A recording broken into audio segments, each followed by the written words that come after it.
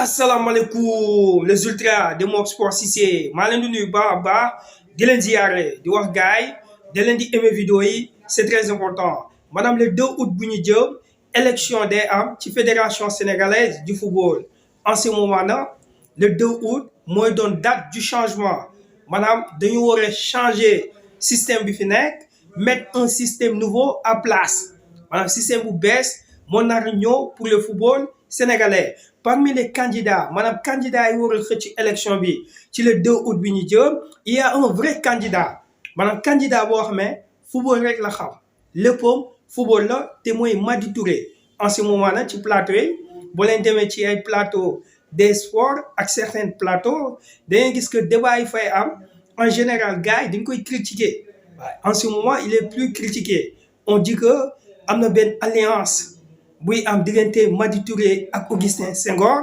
wala élection bu ñuy nar a jëm le 2 août maanaam deuxième tour mun na am loolu nag boo leen bëggee xam ci lu wóor dem nañ ci Mohamed Aïdara am na révélation bu mu def ci seen chaîne YouTube waaw maanaam vidéo boobu dafa gudd énormément waaye déglu leen ko pour xam enjeu bi mais li ci gën a wóor mooy Mady Touré est l'homme de la situation lu tax parce que Mady Touré buy waxee da ngay xam-xamu football mooy wax et en même temps projet dafa leer waaw candidat yi fi nekk moom rek moo am projet bu leer te projet bi mun na indi changement en profondeur pour le football sénégalais moo tax tey daal dañuy ñëw ci moom parce que ci émission bu mu doon def ci Walfadjri émission boobu gudd na waaye damaa résumer quelques points importants waaw maanaam pour ñi bëgg a xam de plus ci programme am dem nañ ci Walfadjri ngeen déglu émission bu mu def avec Tidiane Gomis parce que wax na lu am solo waaw li ñuy gëm mooy changement waaw li ñuy gëm mooy ki fiy ñëw da nga war a am idée yu bees parce que Mamadou Niang international sénégalais wax na ko ancien joueur de l'équipe nationale du Sénégal dafa ne c'est vrai que Augustin Senghor am na bilan waaye candidat bi fiy ñëw dafa war a présenter lu leer waaw kon donc gars nañ déglu Mady Touré maa leen di jox rendez-vous ci ñeneen vidéo incha allah. marketing mais je vais mettre la pression te ku si andiwul par exemple on te donne une feuille de route bi mooy avec des objectifs ku si atteindre sa objectif keneen ñëw aujourd'hui football bi mën nañ ko jaay bi nag moo tax pour nit ñi mu ñëw c'est la transparence si je prends à titre sama bopp man tey bëggoon naa balaa may dugg fédération ñu auditer ma. auditer ma xam lan laa am parce que boo waxee affaire marketing rek ëllëg xaalis dugg admettons defuma sama déclaration de patrimoine ma jékki-jékki dawal fi benn Porsche loo xam musuma ko dawal j'ai ñu ne maa di vie changé na su fekkoon dama woon sol t-shirt ma commencé sol costume comme monsieur Sow ñu ne maa di vie changé or que jëndoon naa ko auparavant donc man dañu war man je voudrais que man ñu auditer ma ba pare ma jénnee sama patrimoine ma jénne ko teg ko ci table bi képp ku war a dugg fédération léegi dañ la war a xool loo def ak loo deful te booy génn ñu audit ñu defaat audit man aujourd'hui li sama loxo yi leeree nii je les mets propres musuma servir si football j'ai servi le football et que j'ai rien contre les candidats mais je voudrais qu'on soit très clair parce que maa ngi dégg wax yu nekk nag mooy que aujourd'hui ça c'est la responsabilité de l'État du Sénégal ñoom ñoo parce que ñun on est délégataire cette fédération dañu war a xool ñu auditer fédération bi képp ku war a nekk président de la fédération sénégalaise de football parce que je l'ai dit aussi et vous serez témoin ëllëg s'il y a un problème au niveau de l'international l'État sénégalais sera responsable de cette affaire-là parce que dañu war a xool kuy dugg fédération lan la def ak lan la defu pour ñu yokk suñu football bi donc pour wax je reviens sur le marketing boobu lu tax ma wax ko parce que damay bañ ëllëg mu am benn manne financière buy dugg fédération que après mooy andi ay problème parce que problème fu mu am rek xaalis ko aujourd'hui on parle du pétrole parce que sénégalais yaa ngi commencé excité wu parce que ni pétrole dañuy xalaat seen bopp comme en Arabie Saoudite ñun war nañ si gis suñu bopp donc lépp lay dugg il faut une clarification boo xam ne ëllëg si on me pose des questions je serai en mesure de répondre.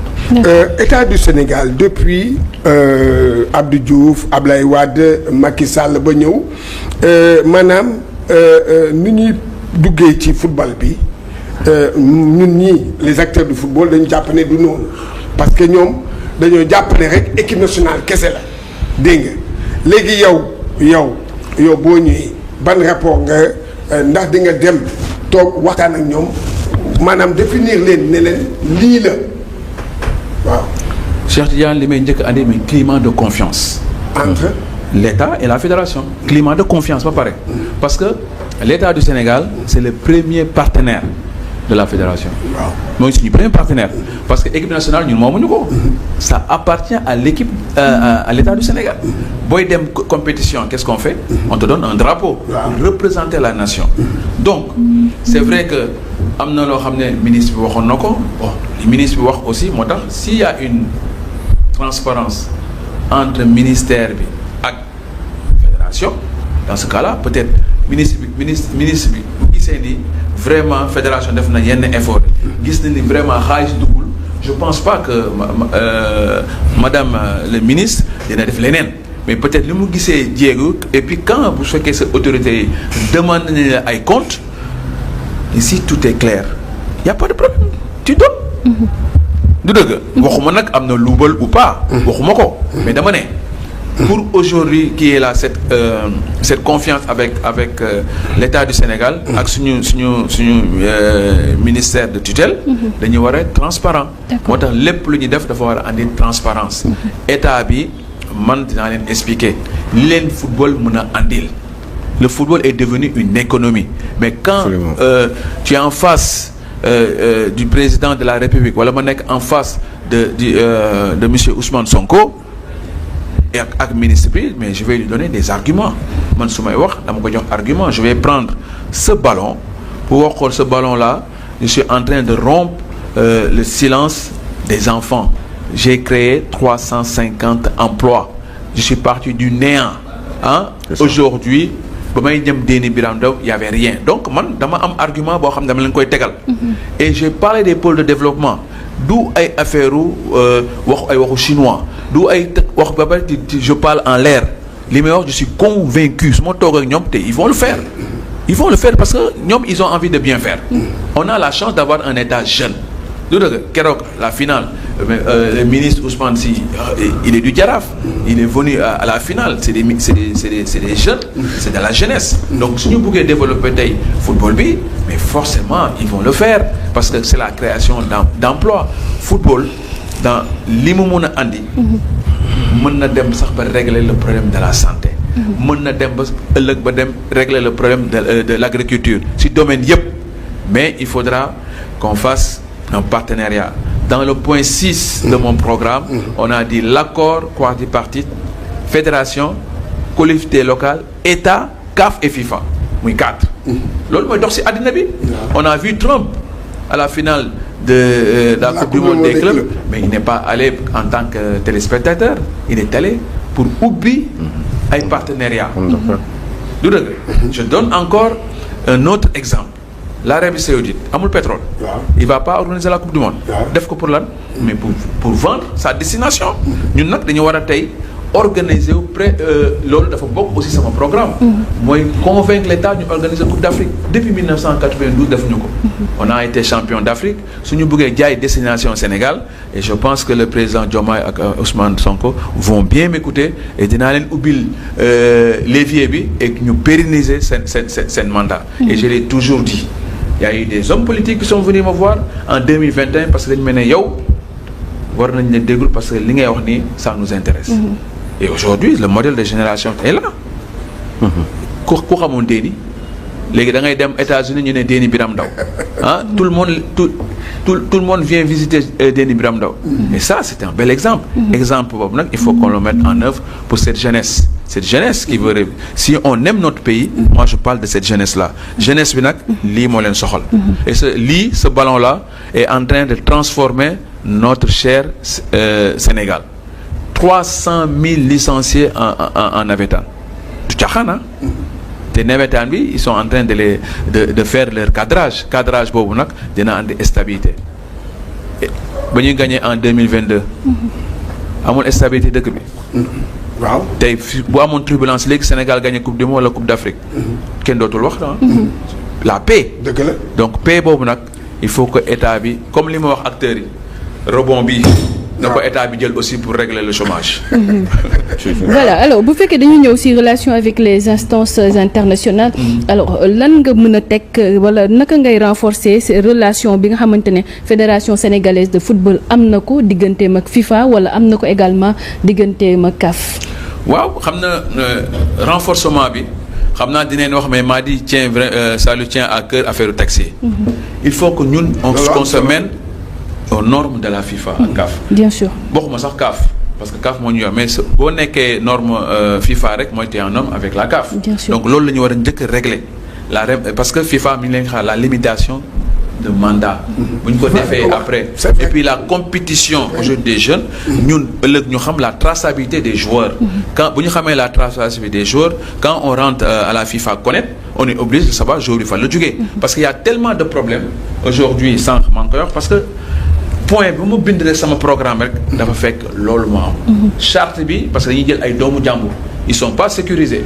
tey kuñ si opéré ñaam ligament ñaam ña amoon talent yàqule na.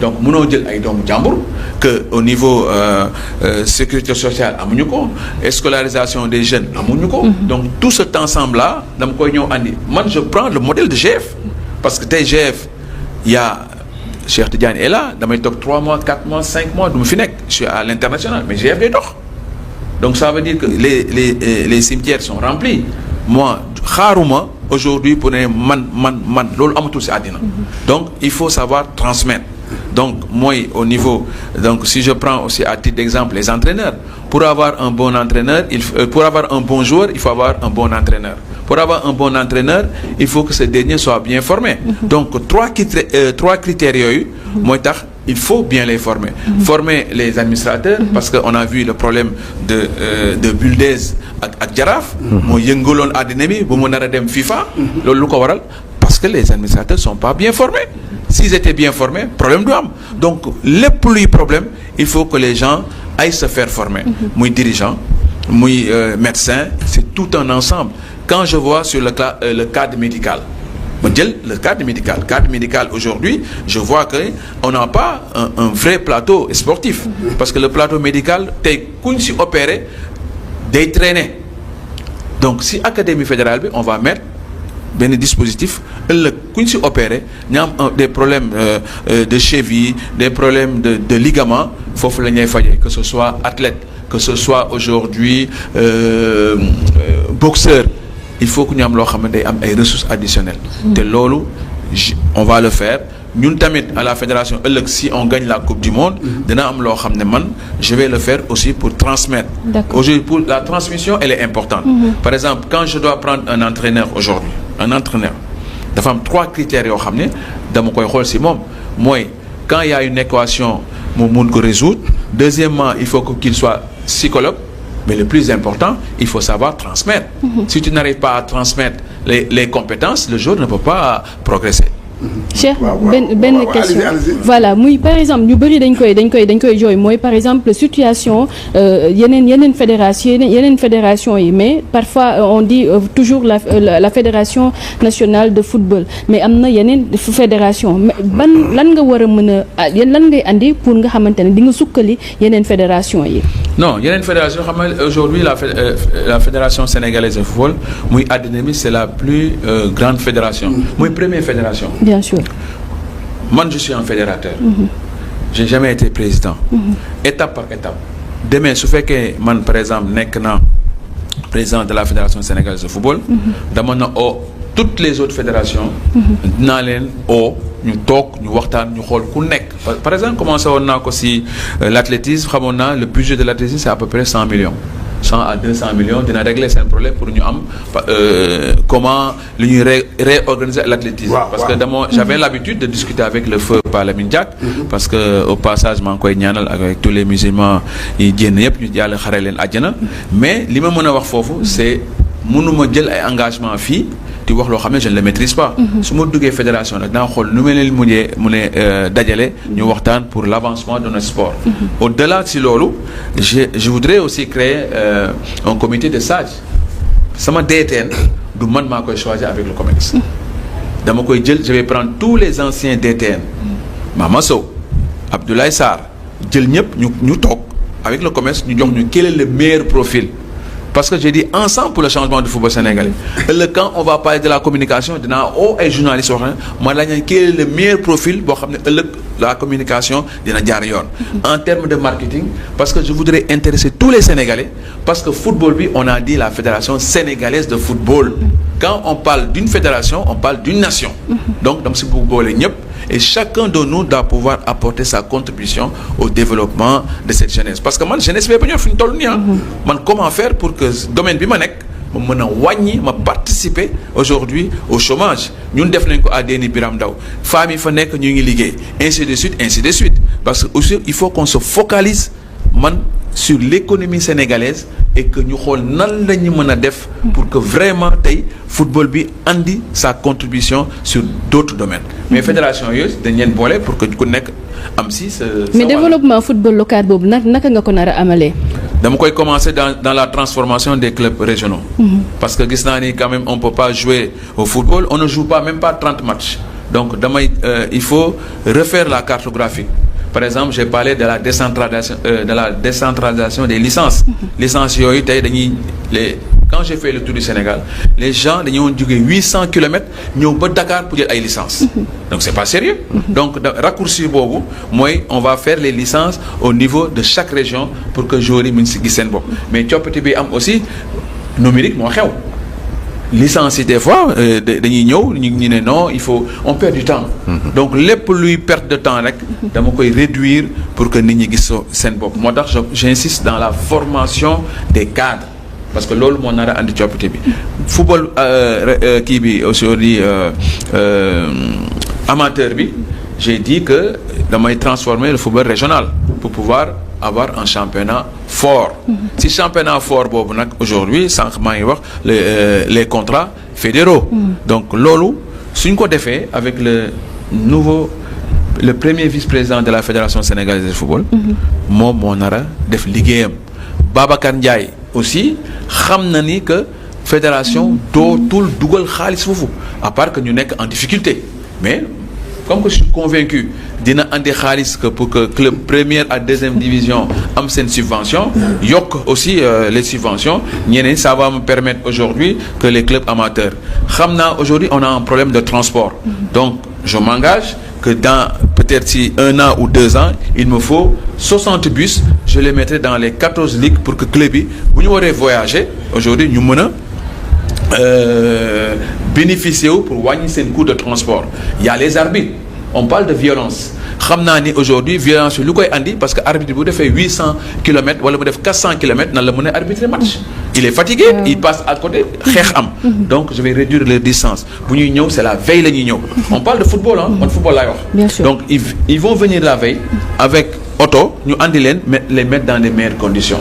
Au-delà de tout cela il y a si arbitres après on va aller dans les cadres administratifs ku nekk ñu former la ñu xam fu ñuy jëm beach soccer bi il y a 750 kilomètres de plage am na dëkk yoo xam ne amuñu plage donc lan mooy doxal beach soccer souffle on va mettre c'est pas on n'a pas besoin aujourd'hui d'avoir espace yu rëy pour ñu def ko ñu yokk fa suuf ñu développer dans les 14 régions on parle de football en salle mais pour ñu mën a def football en salle il faut ñu am infrastructure à part nag xanaa ñu wut ay capitaux defar ay tali tëj ko ñu def football en salle loolu moom mën nañ ko def mais pour l'instant on n'a pas assez de moyens donc